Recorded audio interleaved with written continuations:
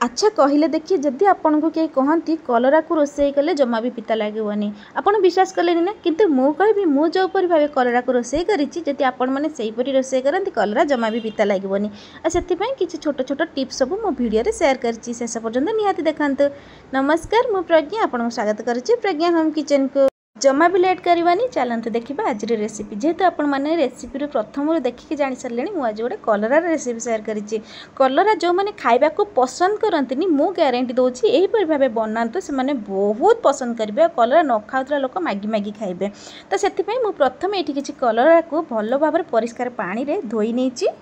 कलरा को भल भाव में धोई सारिया पर मु गोटे प्लेट को काढ़ी नहीं तापर ये मुझे प्रथम कलरा को आपण मानक काटिकी देखी दूची आठ देखिपे कलरा को मुझे लंबा लंबा सेप रे काटी कलरा को जी परिमाण में काटे माने जमा भी मोटा करेनि जमा भी पतला करेनि बास यही रखी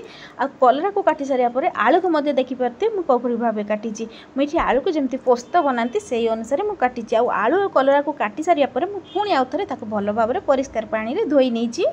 एपरी भाव कलरा को काटिकी धोई नहीं सारिया पर कलरार थी एक्स्ट्रा पानी को मु बाहर कर नहीं आबे से कलरा को मु गोटे बाउल को ट्रांसफर कर देछि। तापर मु एठी किछि देथिली लूण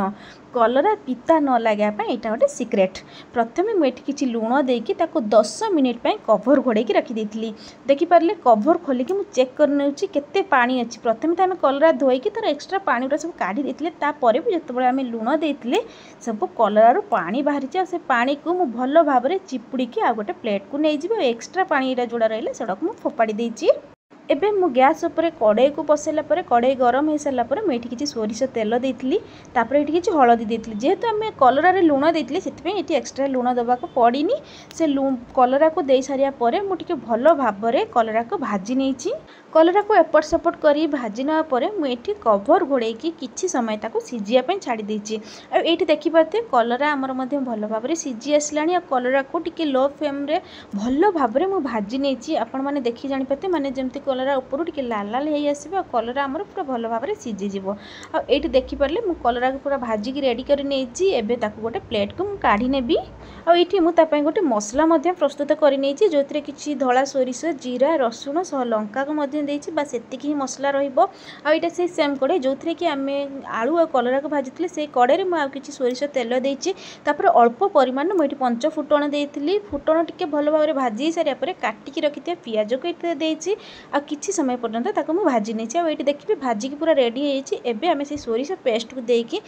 मुझे किसी समय भाजी नहीं जेहेतु सोरिष मसला अच्छी मुझे बेसी समय भाजिनी अल्प समय भाजिया पर मुझे किसी गुंड मसला जमी लंका गुंड और हलदी गुंड माने काश्मीर रेड चिली पाउडर मुझे ऐड करी से सबको किसी समय भाजी नापर पानी देकी किसी समय से मसला को ये फुटिया छाड़ी देती मैंने मसला जमी पूरा भल भाव में रेडी हो देखिपे मसला आम भल भाव में फुटी आसला यही समय अल्प लुण देवी जेहेतु आम कलरार भी आम लुण देकी भाजी से अल्प स्वाद अनुसार लुण देती ये मुझे गोटे टमाटो को एमती छोट छोट सैज्र काटिकी से मसला मध्य भल भाव में कषि नहीं ये टमाटो को दे सारिया पर किसी समय ताको भल भाव में कषि सारा पर कभर घोड़े किसी समय ताको सीझापी छाड़ी देती ये देखिपे मसला पूरा भल भाव में बनी जाइए और टमाटो भल भाव में कषि हो स्टेप्रे मुझे भाजिकी रखी थी कलरा और आलू को देकी किसी समय एपट सेपट करके भाजी नहीं